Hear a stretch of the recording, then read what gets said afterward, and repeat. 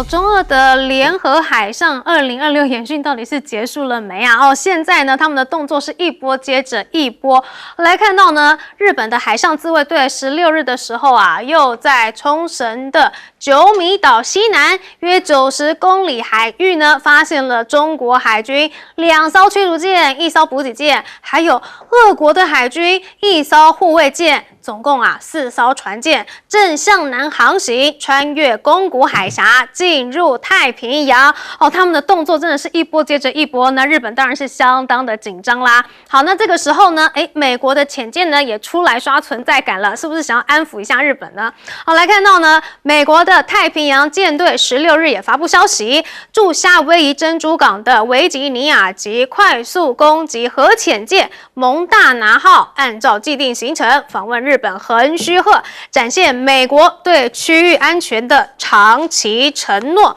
好，不止军事上啊，美日呢想要来防堵中国，在科技方面也是的。好，我们来看到呢，现在呢，这个美国众议员的主席啊，就说了，说川普政府啊，应该要去禁止美企购买中国的长兴储存还有长江储存生产的记忆体晶片。这样子呢，就能够防堵美国在 AI 还有关键组件的供应链对红色供应链产生致命性的战略依赖。要知道啊，中国的记忆体呢是比较便宜的，因为最近啊这个记忆体涨得非常的凶嘛。好，但是啊你可以不买记忆体，但是你能够不买稀土吗？我们来看到了，现在国际能源署呢就发布了全球关键矿物展望报告，警告啊，如果中国全面实施稀土的出口限制的话，可能会导致中国境外高达6.5兆美元的下游产值面临风险。而且呢，这个欧盟最近也承诺啊，说呢要拨款60亿欧元，要来支持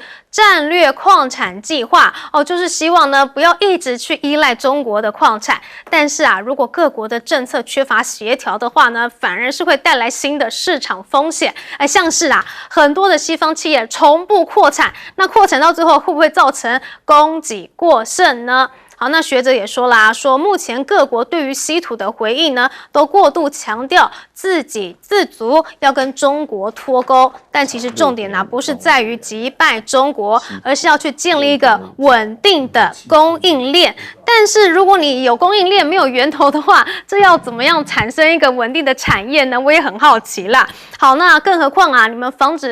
堵中国防了半天，最后中国的科技产品啊、电子产品呢，都还是成功的走出去了。我们来看到这个是华为的5G 手机，它外卖还突破了这个之前的记录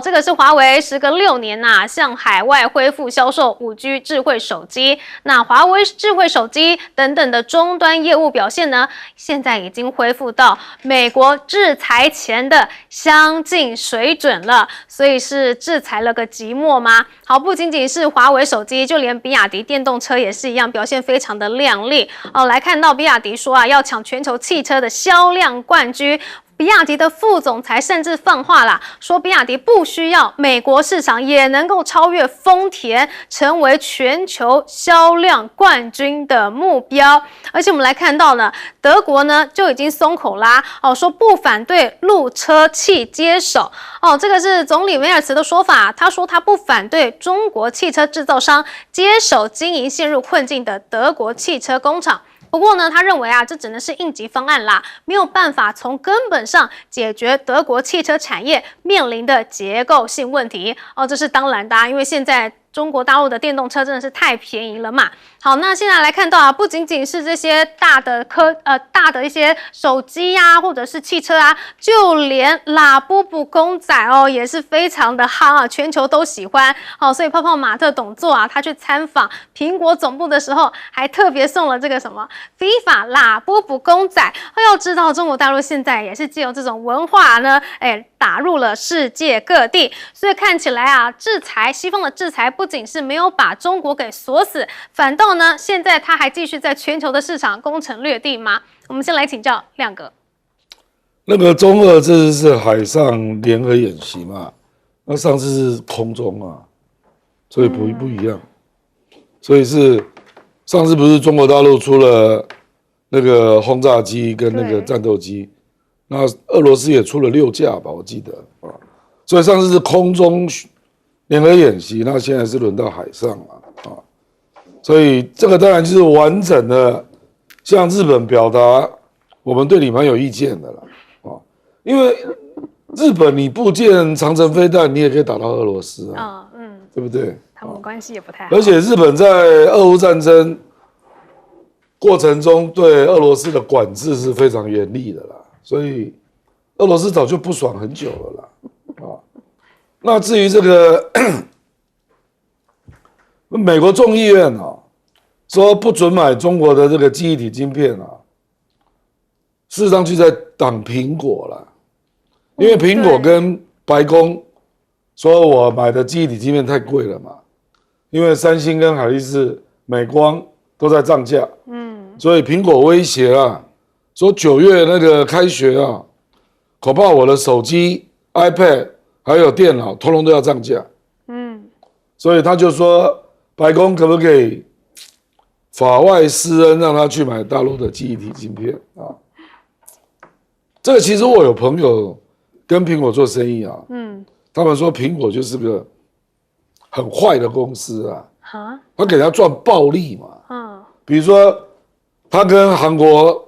确实韩国是涨价了啦，对啊，可是苹果你赚多少？比如说我们假设了，三星卖10了，然后中国的芯片可能卖3了，苹果可能卖50啊，你知道我的意思？但它也是有些加工的成本啊。没有人赚那么多的，我跟你讲，他给人家赚太多了啦，所以为什么他的供应商都想涨价啊？所以我觉得这个我们也不管了，因为美国那个众议员哦，那个完全反共意识形态的，他们根本就不懂这个产业啦，因为中国大陆今年成熟晶片出口是第1名的，总出口里面最大项目就是成熟晶片啦，他根本不知道中国大陆怎么发展的，你挡也没有用啊，就跟比亚迪没有卖到美国一样嘛。比亚迪今年出口的汽车，不是比亚迪，中国所有的汽车出口1000万辆，日本今年出口的汽车只有400多万辆，中国出口的汽车是日本的2.5倍啊，而且中国还没有卖美国市场，你去想一想，所以我觉得这种状况就是美国太高估自己了，简单讲是这样。好，不过我们回过头来看，现在中俄联手，对美日来说是个什么样的威胁呢？请教薛汉明将军。这个因为日本高市早苗上台以后，那把这个军国主义的做得太过火了。最严重的一个就是说，美国在这些小离岛上放的这些提风飞弹呢，那是一个很虚弱的一个火力的一个部署，没有什么部队跟基地。他把日本的战斧，美国给他的战斧飞弹摆上去，把日本的 L-12飞弹摆上去，这些飞弹都可以达到1200公里到2000公里，这就造成对俄罗斯、对中国东南沿海都造成严重的威胁。所以这个状况看你越来越搞上军国主义，而且嘴巴叫叫也就算了，你有军队就看你实力的部署，你摆在这里就是个威胁。你记不记得俄罗斯摆一个飞弹到古巴，就引起美国全面的这个封锁，很严重啊，几乎要宣战了。所以你不要看日本这个动作引起这个反应一点都不意外。所以你看俄罗斯就加紧跟中国搞空中的联合演习，包含它有很大型的轰炸机，加上中国比较先进的这个战斗机跟这个预警机，还有这个歼20的隐形战机，这个就造成对日本空军的绝对的碾压。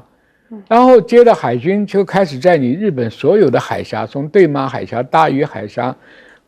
宫古海峡全部给你绕境，这也就是说给你海上的一个威胁做给你看。所以日本以前曾经要求过美国说，你要把核弹要部署在日本，美国没有答应，就用个潜艇来晃一下，这次又是这一招。他把这个太平洋舰队里面的这个核能潜舰蒙大拿号就摆到横滨的这个横须贺的港口现一下，表示支持，这是非常微弱的支持。人家搞几十条船的这个威慑，几十架飞机、上百架飞机的威慑，你搞一个攻击潜舰来，你长臂管辖就这么点能耐吗？所以这个问题就是说，日本引起来的这个东亚的一个紧张局面，美国也只能看的，拿不出什么有实力的办法，因为他的航母现在都挂急诊进港口去维修都排不上号，所以这个问题，日本的军事行为可能维持不了多久，而且它的经济现在在急速衰败，日元现在跌到162了，所以这个问题一直要急着卖美债来维持它这个日币的这个问题，所以看目前这个状况，中国出手为了解决台湾的问题，外交上刚刚已经讲了，现在军事上，他赌日本就是什么？你不要扯台湾问题的事，你不要以为你有美日联盟条约，真的要出了一点问题的话，谁也帮不了你忙。没错，现在是美国也有点自顾不暇了啦。我们来请教接大使。美国最近他的国会在开听证会，就在检讨川普政府他对中国大陆这个晶片还有这些科技的禁运到底造成了什么效果？因为他发觉好像中国大陆这个像比如说华为也好，比亚迪这些公司越禁越强，而且呢，本来对于美国认为美国如果禁运的话，中国大陆这些公司要不然就会倒闭，要不然就会怎么样，就会产生很大的危机。结果反而发现中国大陆这些关键的这些芯片的制造，包括制造上，它的那个制造能力反而更强，制造的产品水准越来越高，所以他们现在就产生恐慌。因为我看上次他们有个记录讲说，其实2022年的时候，中国大陆这个 AI 晶片的自给率才不过10%，80%、90%都靠外面供应。结果到了2026年、2025年，今年中国大陆 AI 晶片的自给率已经达到43%，这是一个非常飞跃式的进步。然后还预估到2030年，那么中国大陆的 AI 晶片的自给率可能会到85%，所以美国现在也没辙了，他们就在检讨说，你这个禁运到底是帮了中国还是帮了美国？那最后结论是帮了中国大陆，所以是一个反效果。那他们现在也很无奈，也拿不出办法。那其实这个只是就是有关芯片方面而讲的。最近大陆还有很多国际媒体开始注意到另外一个关键因素，就是人造钻石。人造钻石在 NVIDIA 这种晶片里面它如果不用人造钻石的话，它没有办法防止它的晶片过热。最能够让 NVIDIA 这种高效能效的这种芯片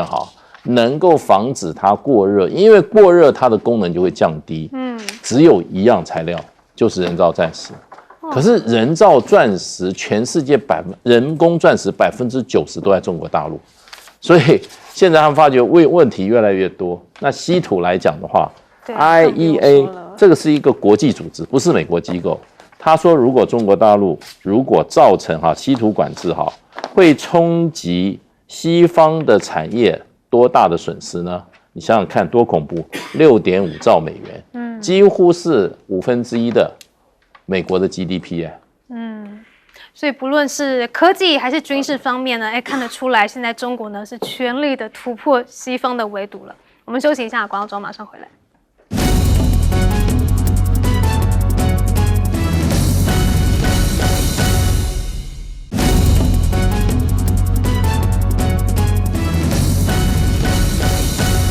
好，眼看期中选举近了，现在川普也在学赖总统来卖芒果干嘛？我们来看到他之前呢是先卖关子，预告说16号要来进行这个国会演说，不是国会演说啦，就是全国演说。结果呢，他呢不断的说什么？说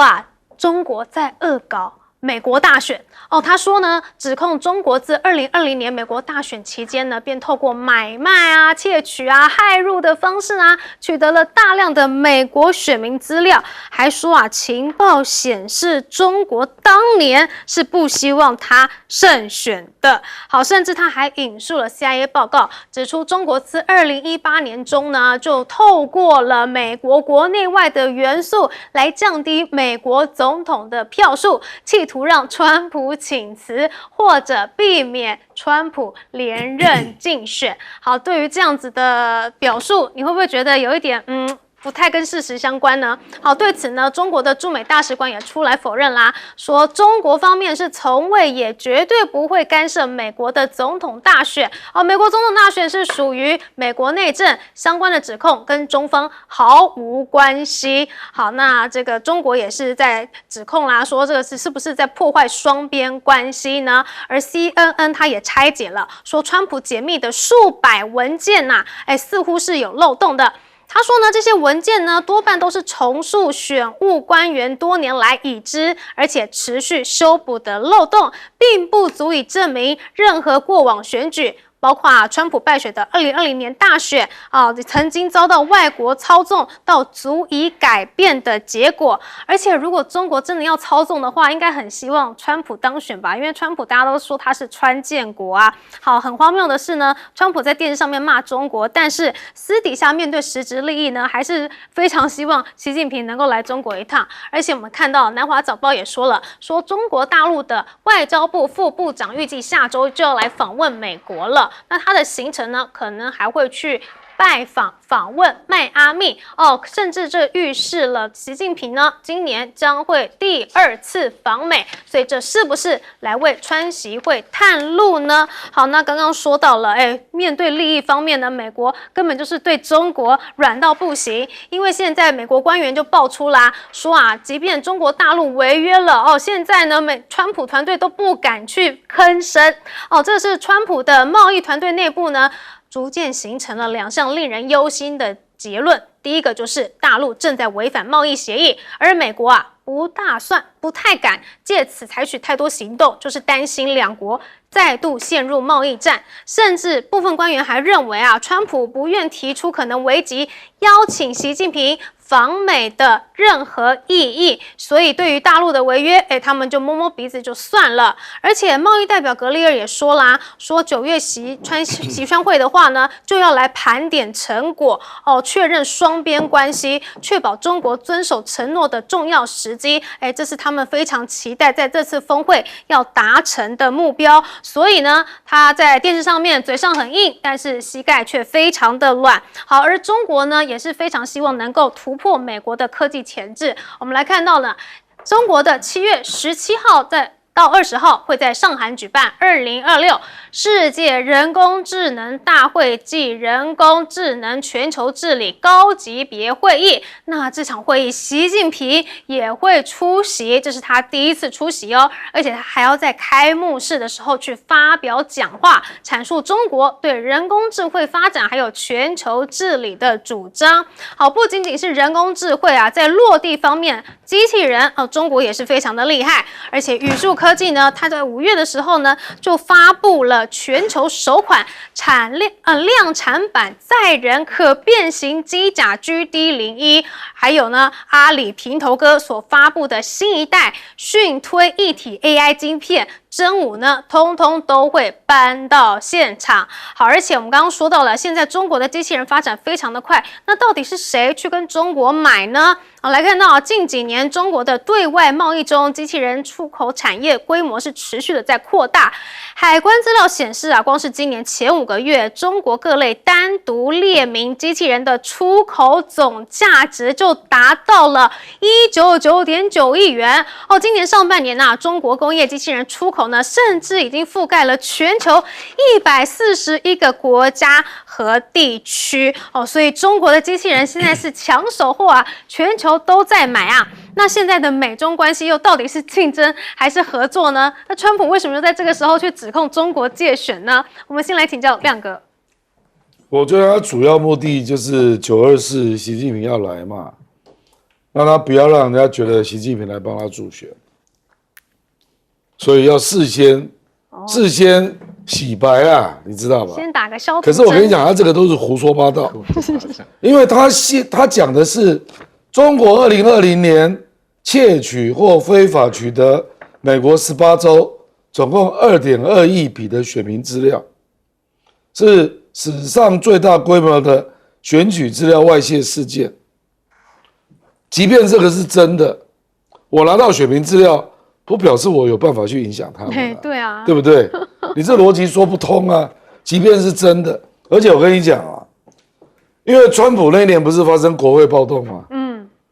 所以拜登上任之后就急着要把这个事情说清楚。拜登在2021年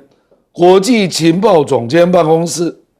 他沿用了川普那个人哦，就 Radcliffe 啊，拜登继续用他，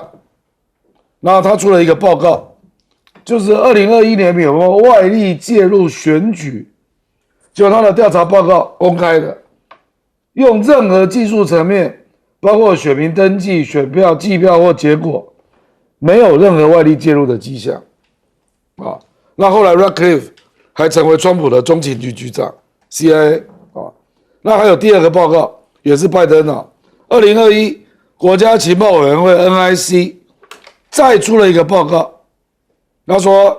北京并没有试图影响选举结果，而且他说，中国官员也不认为拜登助选对他们有利，啊，确实没有错了。2020年，川普那个时候就每天都在讲中国病毒嘛，因为新冠肺炎嘛，那时候关系是非常不好，没有错啊。可是至今为止，没有人认为啊，说有办法说外力介选。然后导致选举翻盘啊，其实外力介选被人家证明的是2016年啊，俄罗斯支持川普打败希拉蕊了，这个是被证明的啊，所以我说啊，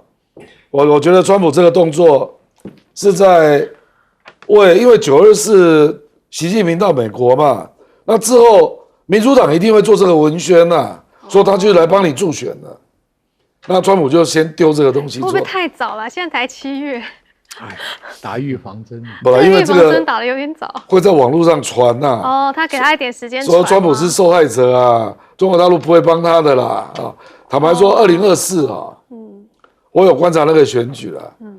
不是抖音可以在美国使用吗？对啊。美国的年轻人因为抖音啊，川普的支持度增加10%。对，因为川普的话都出不去啊。被民主党的主流媒体背梗嘛，对不对？所以坦白讲，2024那次也蛮明显，抖音帮了川普了。所以我说啊，这个也没办法，选举啊，怪招一大堆了啊。那至于那个机器人啊，我跟你讲，这个才刚开始。机器人未来是一个1兆美元的产业啊，那中国大陆一定是最大的出口国了啊。所以这个才刚开始而已，才100多亿而已啦。未来我认为会破1000亿啦。好，不过我们来看到这个川普的演说，是不是真的能够说服选民呢？我们来请教接大使。对，川普这场演说啊，让我大开眼界。我从头听了，哇，我不晓得美国的选举机器如此之腐败啊，做票，然后造假，然后呢没有投票权也可以投票，哇，那。这个美国这个民主走到今天，不知道怎么走过来的，那简直一片漆黑，比我们台湾的选举这个制度还烂。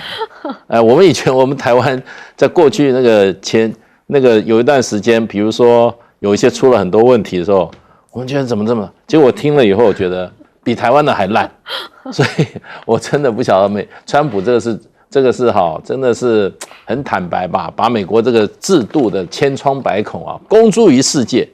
他就是出来讲了一长篇啊，那其实他是做一个报告啦，这是 CIA 帮他做的报告，就是说美国选举制度的多贪有多腐败，有多少漏洞，有多少这些造假舞弊的事情，他都要把它弄出来。其实这里面我觉得有一个很大原因，就是这样子的话，把他2020煽动群众包围国会，认定选举不公的这个行为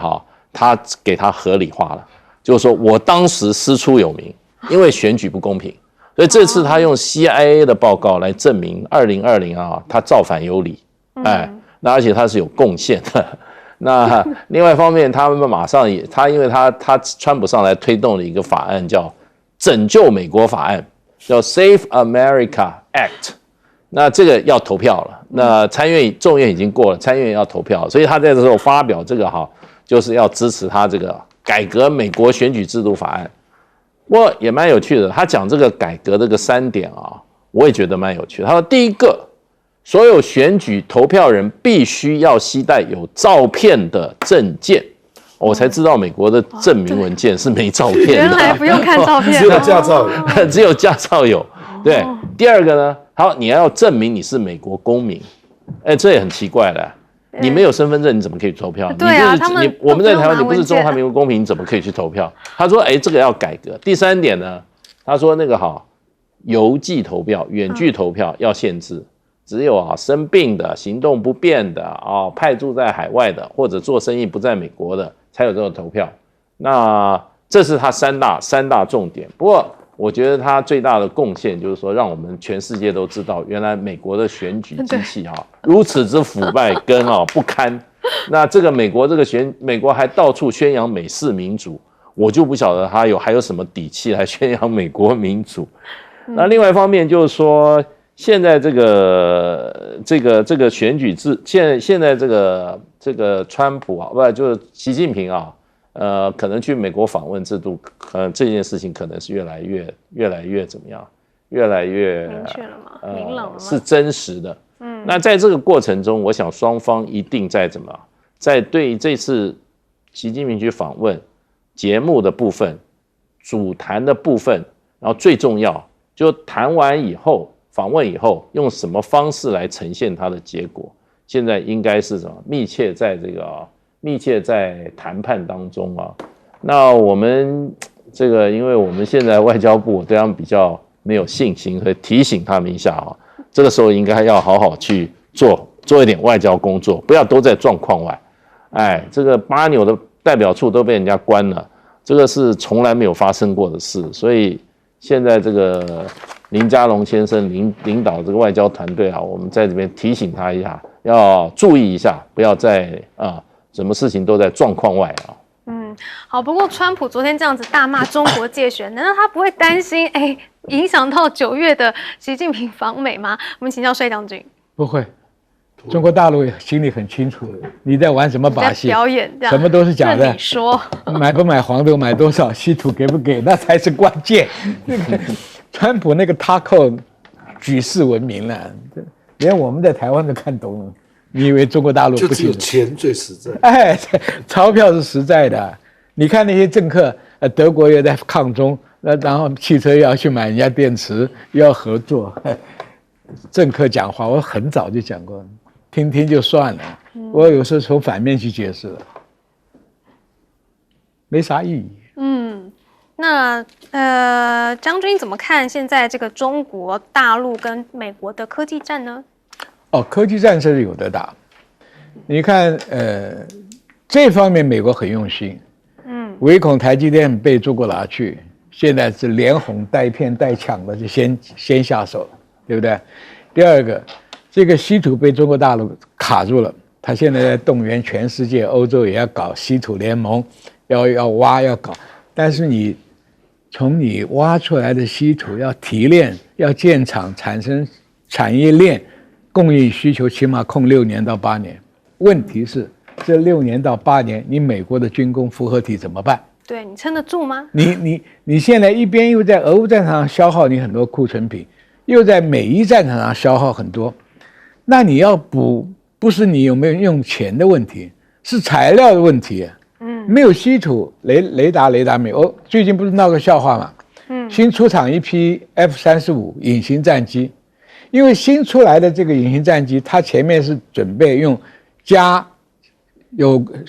共源的雷达，结果没有了，对，那怎么办呢？它也不那个用老的那个雷达装不进去，因为前面留的空间形状不一样，摆个铁块下去配重，你飞机不能头重脚轻，头轻脚重啊。那谁还买你的 F-35B？买个瞎子的 F-35B 能用吗？所以这个问题，稀土的后遗症，现在美国想盖也盖不住了。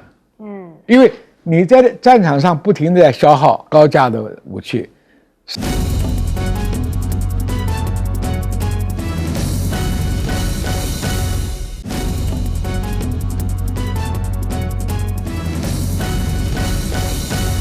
欢迎持续锁定新闻大白话，我是黄运成。首先来为您介绍这一节国际话题的来宾，第一位是退役中将薛华明将军，主持人好，各位观众大家好，以及耶鲁政治学博士郭正亮，大家平安。还有前驻纽大使介文吉。主持人好，各位朋友大家好。好，台湾的外交处境本来就非常的艰困，但是现在呢，各国都把台湾来当做什么政治提款机了吗？我们来看到啊，最近的巴纽外长又在脸书上面重申一中原则，而且还宣布什么要关闭台湾驻巴纽的办事处。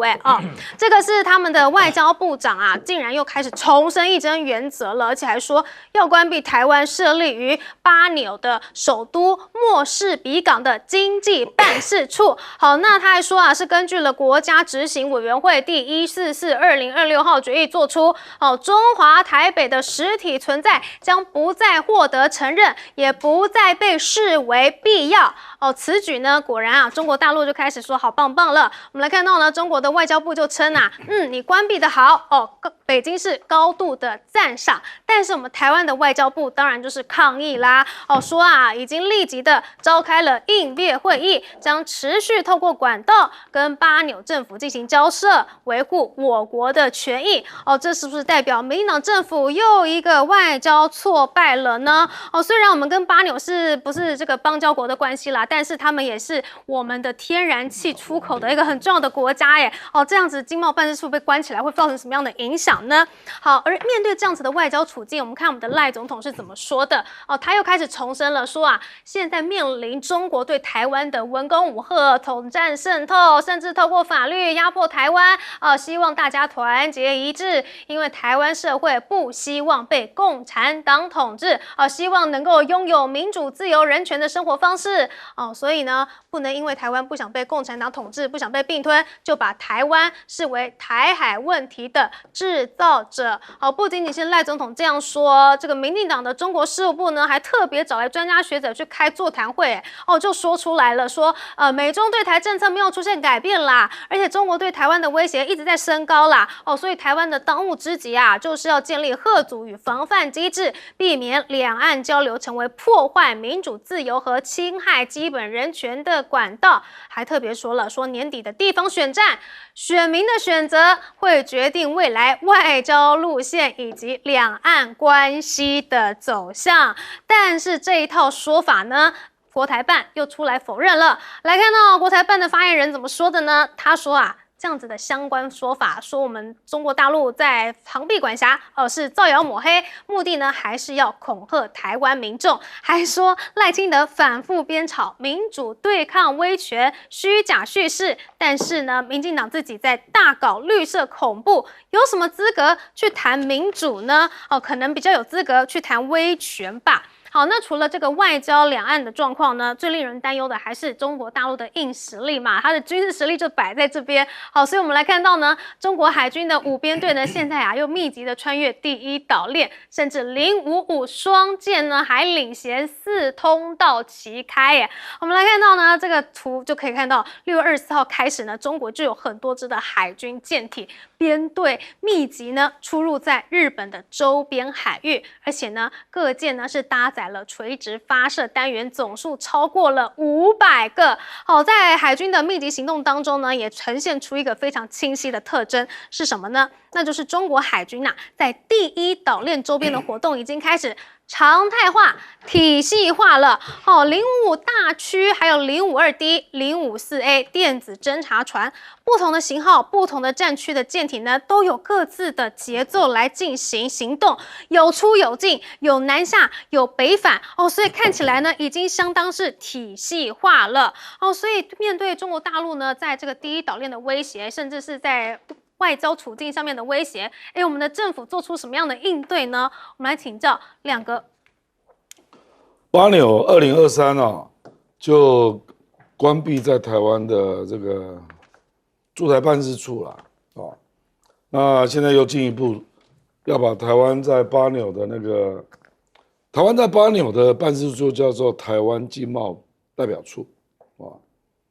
要把它关掉啊。我觉得，因为今年巴纽跟中国大陆算是50周年建交了啊，那可能要互相送礼了，因为中国大陆一定会给他糖果嘛，那他可能也是要送礼。那就把这个事情当作是礼物了。不过我们也不要只单独看巴纽了啊，因为类似的状况可能还有立陶宛。因为立陶宛不是也跟中国大陆示好嘛？对。那中国大陆也说，那台湾在你那边那个办事处也要改名字啊，大概是这样嘛。因为巴纽那个可能会改成中华台北嘛，之类的啊。我们跟巴纽是有一些关系的，因为我们的天然气有6%是从巴纽进口的啊。那我想这个经济关系不会断了，那巴纽也不是亲中啊，它事实上是非常亲澳洲的，非常亲美国的，所以我觉得这个就是政治跟经济分开了。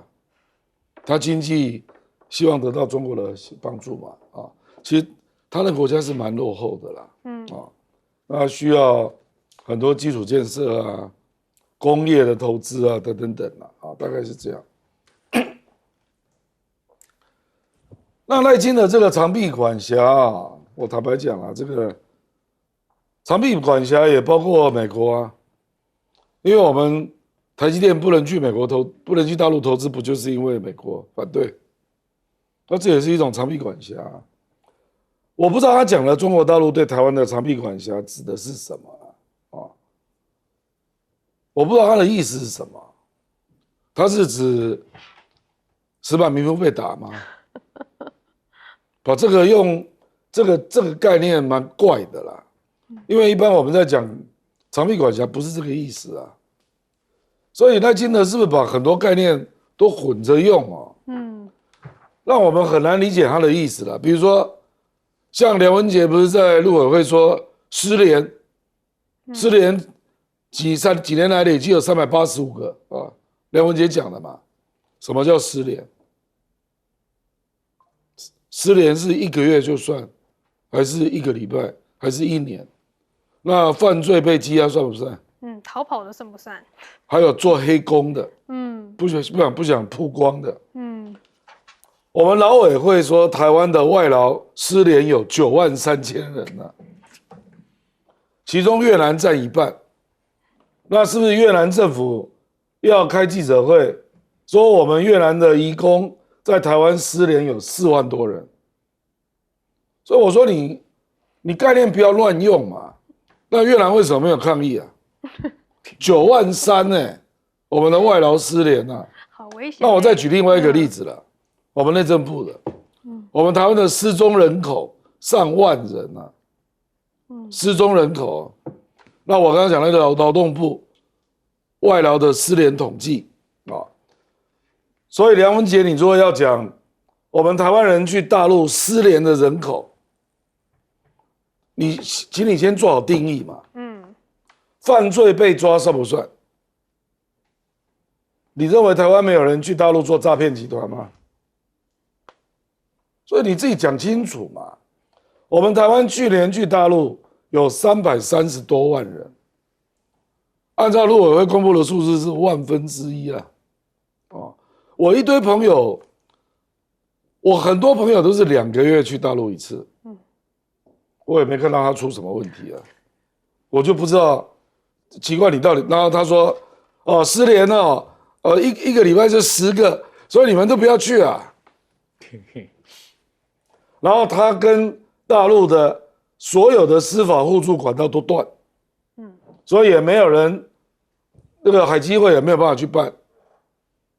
那我说这样好了，国民党跟民众党可以协助办理，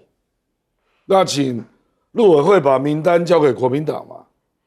我认为国民党搞不好比你们还更有能力去处理失联的问题啊！可能台湾的亲戚们会紧张嘛，想要了解状况嘛。可是你们完全没有能力去沟通啊。那现在就用一大堆概念了，哦，所以你可能在台湾随时有可能会被打啦，去大陆会失联啦，会约谈啦，那就希望两岸都不要沟通嘛，都不要交流嘛。其实如果用这样，我觉得就是太低估台湾人民的智商了啦。我说实在了，哦，所以赖总统所谓的长臂管辖究竟是什么呢？我们来请教薛华明将军。这个一个名词不要随便乱用。你说台湾海峡的事情，美国介入、军力介入、政治力介入，那是常被管辖。这个失踪人口，台商在大陆几十万人呢，有的经营成功的都很不错，也有经营失败的。以前有一种叫台流，对，台流的行踪就没有人能掌握了，他也没面子回台湾，在大陆生存也不容易，那躲到哪里去谁也不知道。但是你说大陆有没有对台湾老百姓的迫害？你问问那300多万人回来的人，他会怎么说呢？他们来去自如。第二个，巴纽的问题，我跟你讲了，凡是用花钱买来的外交是不可靠的。你能用钱买，人家还不一定要用钱买，光威势在那里，他就变了嘛。所以这种我们可以看得出来，那上次那个海军总司令讲的没错，大陆的蟒蛇战略不是光军事外交是不是一步一步把你所有那些买来的外交不可靠的外交给你剥掉了？经济上也是一样啊，对不对？他今天停你什么进口，对有利台湾的他就停止了。最糟糕的还不是大陆的问题啊，是你看今天早上报纸登了一大堆魏家哲，全部用英文在讲财报，不管他为什么姓魏的，台积电的那个董事长要到美国投资12个厂，你不是在挖台湾的根吗？理由说台湾没电，你投资美国1000亿美金，你不能把核1、核2、核3、核4通通建起来，不就有电了吗？哪里把自己的产业往外送呢？那台湾还有一个现象，股票赚很多钱，但一般老百姓没有赚钱啊，对不对？那你证所税你也不敢收，钱，台积电的股东全是美国人呢，对不对？谁在挖空台湾啊？谁在卖台啊？对不对？我再一看，魏家哲讲的将来投资台积电，台湾也设厂，什么高雄啦、嘉义了，那不是绿的跟他合作，一部分送美国，一部分送绿的县市，这种政治操作太扯了吧？谁在卖台啊？现在看得很清楚啊，把台湾最有钱的资产往美国送，还说有利这个有利那个，我不知道你将来还有什么护国神山呢？对啊，这个山都快挖空了啦，对不对？所以今天我们讲外交上面临这个问题，军事上一天不如一天，台湾海峡变成人家内海，对不对？那你的前途光靠你在那喊台湾老百姓团结一致，那你查查看台湾的民调了，那个口头上讲我愿意为这个台湾而战，那什么兵役法，我们的征兵制、募兵制都不行啊，军队现在只有6-7成的编现率啊。那你一起花那么多钱去买国防那些乱七八糟的装备，你为什么给军队不能加点薪水呢？我告诉你，乌克兰打到现在，他的用兵都11000美金啊，最便宜的用兵是北朝鲜也有2000多美金啊。那我们的兵能拿到6万块以上吗？7万块吗？那这个问题很简单嘛，你这个兵来，他总要有他的收入啊。国际上的雇佣兵都有行情的啊，台湾也有跑到乌克兰去打过仗的啊，对不对？所以这个问题啊，你要保台，你把兵役制度跟我们的这个募兵制搞好啊，对不对？军队的待遇加强啊，去包给那些商人去买这个无人机，无人机我赞成啊，绝对不能像以前买鸡蛋、买疫苗、买口罩那种图利于绿油油的这个贪污案，买出来美国那个烂飞机又不能用，你这是为国家吗？好，所以刚刚孙浩明将军也提到了台积电啊，就有网友说了，我们要反制巴纽的话，是不是我们就不要卖给他晶片？但是这个巴纽在怕吗？巴纽根本就不用。我们来请教介大使。我想我们这个台湾的外交处境啊，在赖清德上台以后啊，可以说每况愈下。以前我们只有听说邦交国断交，没有说非邦交国的无官方那种代表民间的代表处也被人家关闭。这个是我印象里好像没有啊，对，而且人家是无预警的，那就是说，那你这个外交部，你这个林佳龙你怎么领导的？你事先没有做任何防范吗？很多事情你如果掌握机先，你可以去谈啊，怎么会搞到这个地步？然后呢，然后说人家说要关闭，人家是用一个外交部的正式的文件说，我要把你这个你这个代表处把你关闭，而且不准你有任何的运作。结果我们这边还说，我们还要继续运作。你以为巴纽是归你管啊？人家的外交部说要把你关门，不准你运作，你在这边做一个声明，我们还要继续运作，你干嘛？你在台湾搞政治运动啊？就是这个，我觉得外交部到底有没有专业是一个问题啊。怎么会搞到这种地步？那这个是开一个很不好的先例啊。巴纽我们跟他是有实质关系的，而且还蛮密切的啊。我们跟他买不少东西啊。我们PNG 我们一年进口120万吨啊。然后呢，我们又进口了他大批的木材矿产，我们从那边购买了很多的这些他的产品。我们是跟他有谈判，有相互利益的，对他来讲是很有利的啊。我们是他的买家，怎么会搞成今天这个地步？我不晓得外交部怎么样对国人有所交代。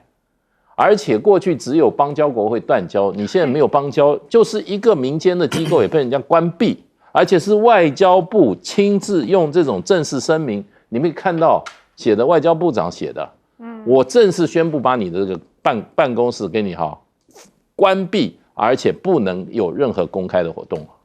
已经这样讲了。然后我们这边还说，我们还要继续在里面拍，我不晓得怎么样，我真的不晓得他讲这句话有没有经过思考。然后呢，这个是一个非常不好的例子，没有邦交还被人家关管，你们到底在干什么？请问一下，外交部现在在这个林佳龙部长领导之下，已经创了一个又创一个台湾奇迹了。不要嘴边一天到晚讲这些，你这些没有邦交已经关，这个是一个什么？这个如果说变成一个骨牌效应的话，那你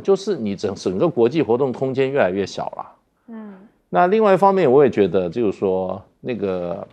赖清德最近那个讲的跟大陆关系，我觉得对于目前我们社会希望改善两岸关系这个目标是没有任何帮助的，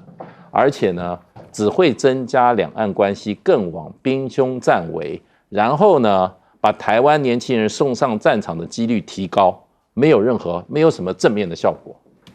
所以民主口号之外，我们的政府到底要怎么样扭转这样子的外交劣势呢？我们休息一下，广告之后马上回来。